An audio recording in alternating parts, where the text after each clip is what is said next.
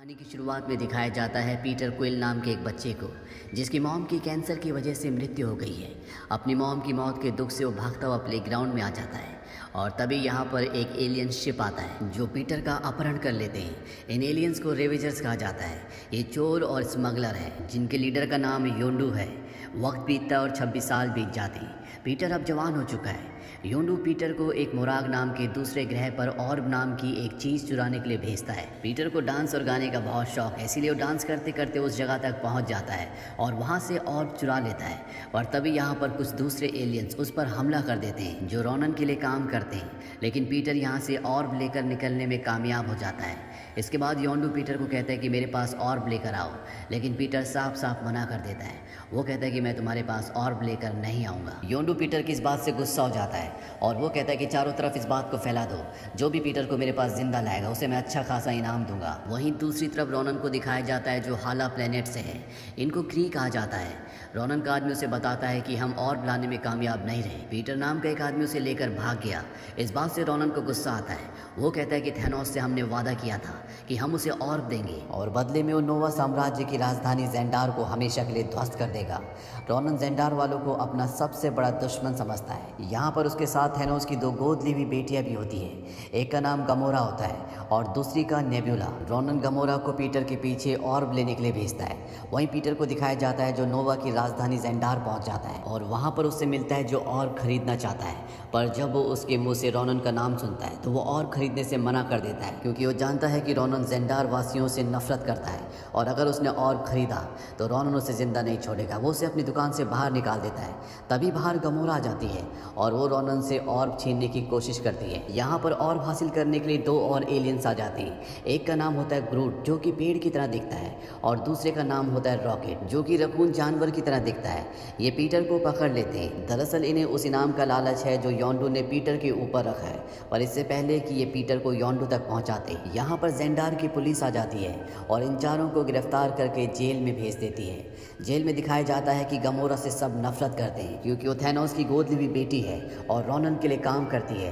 Ronan ने gender वालों पर बहुत अत्याचार किए होते हैं और इस सब के सब कहीं ना कहीं उसके सताए हुए हैं, इसीलिए सब गमोरा को मारना चाहते हैं। इन्हीं में एक कैदी होता है जिसके परिवार को रोनन ने मारा था और वो गमोरा पर हमला कर देता है। गमोरा उसे बताती है कि ना मैं थैनोस की बेटी हूँ ना रोनन से मेरा कोई मतलब है, लेकिन वो उसकी बात पर यकीन नहीं करता, उसे मारना चाहता है। तभी यहाँ पर पीटर आ जाता है और पीटर उसे कहता है कि अगर तुम उसे छोड़ दोगे तो वो तुम्हें रोनन तक पहुँचा देगी, फिर तुम रोनन से अपना बदला ले सकते हो। गमोरा रॉकेट और पीटर को बताती है कि और भी एक ऐसी चीज़ है जिससे मैं रोनन और थैनोस से बचकर निकल सकती हूँ। रॉकेट कहता है कि मैं पीटर को योंडू के पास ले जाना चाहता हूँ जिसने उसके सर पर इनाम रखा है ताकि मुझे इनाम के पैसे मिल सके।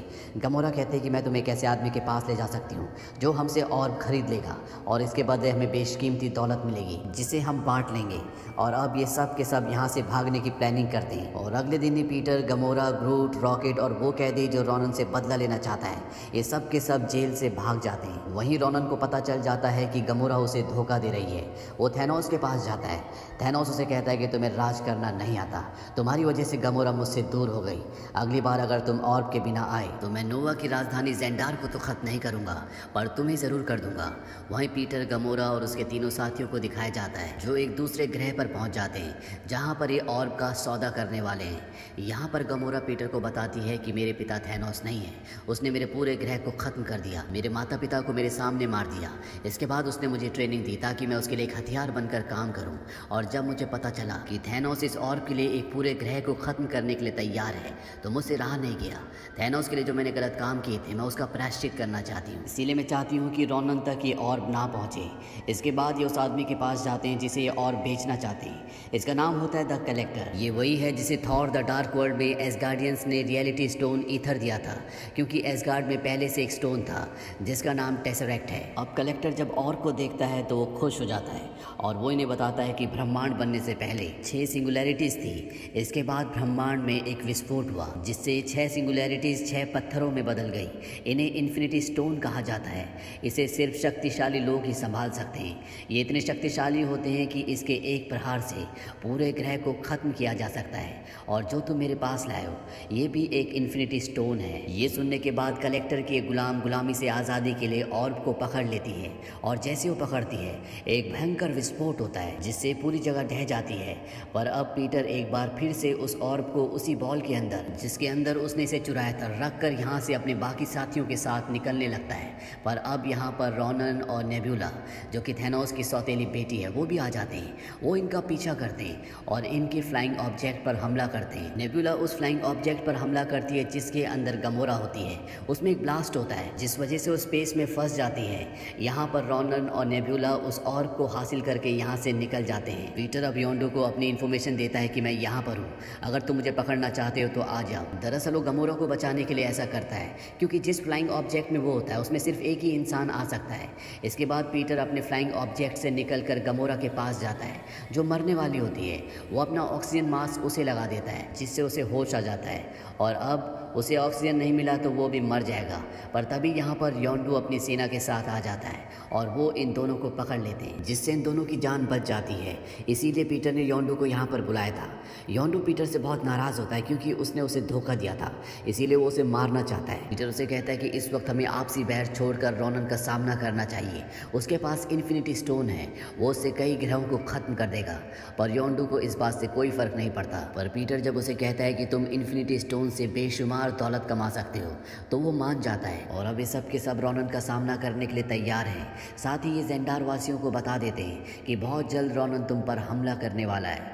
वहीं रोनन को दिखाया जाता है जिसके पास इन्फिनिटी स्टोन है। पहले उसे पता नहीं था कि ऑर्ब के अंदर इन्फिनिटी स्टोन है और अब उसके सामने थैनोस की एक पिक्चर उभरती है। थैनोस उससे कहता है कि इन्फिनिटी स्टोन मेरे पास लेकर आ जाओ, पर वो साफ साफ मना कर देता है। वो कहता है कि अब मुझे तुम्हारी कोई ज़रूरत नहीं है, सबसे पहले मैं ज़ेंडार वासियों को मारूंगा और इसके बाद मैं तुम्हारा शिकार करने के लिए आऊँगा। रोनन के सामने नेबुला है जिसे थैनोस ने गोद लिया था।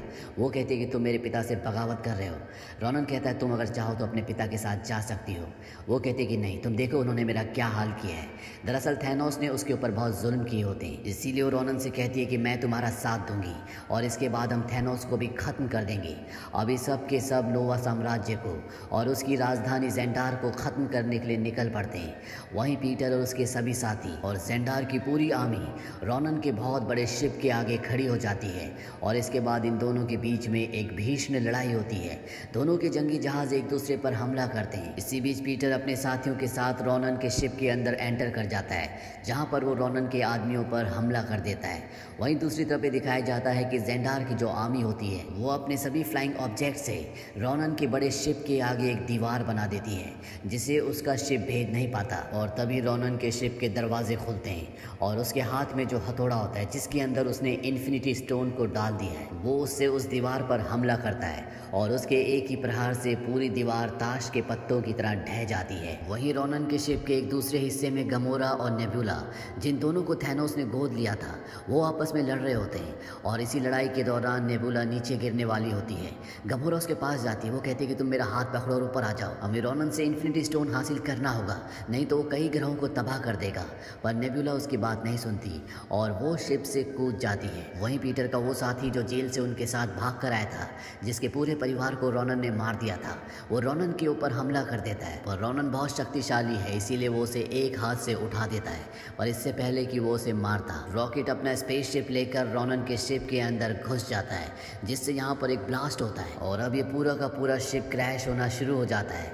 यहाँ पर जो ब्रूट है, जो कि एक पेड़ की तरह है, वो अपने सभी साथियों के चारों तरफ एक सुरक्षा कवच बना लेता है और जब शिप नीचे गिरता है तो सबकी जान बच जाती है। तो पीटर, गमोरा, ड्रैक्स और रॉकेट तो बच जाते हैं, पर ग्रूट को अपनी जान देनी पड़ती है। अब सभी ज़ेंडार की धरती पर है और रोनन भी इस धरती पर कदम रखता है और वो ज़ेंडार वासियों को बोलता है, इसी धरती पर जब मेरे पिता और दादा ने ज़ेंडार वासियों से युद्ध किया था तो उनकी जान चली गई थी और अब जब मैं यहाँ पर सब कुछ खत्म कर दूंगा तो उनकी आत्मा को शांति मिलेगी। और इसके बाद वो अपना हथौड़ा उठाकर कुछ मंत्र पढ़ना शुरू कर देता है।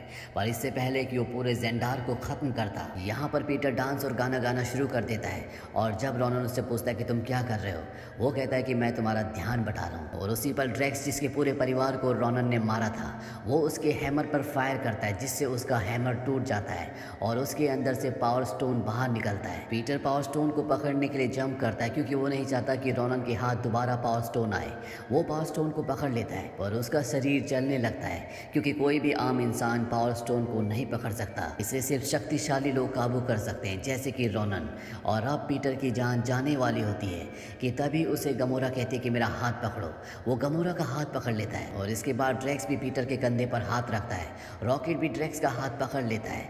यानी कि अब इन चारों ने उस पावर स्टोन की पावर को बांट लिया है, इन्हें कुछ भी नहीं होता। और जब रोनन ये देखता है तो पूरी तरह से हैरान हो जाता है। वो इनसे पूछता है कि तुम इंसान हो, तुम मॉर्टल हो, तुम बच कैसे गए? पीटर कहता है कि हम हैं गार्डियंस ऑफ गैलेक्सी।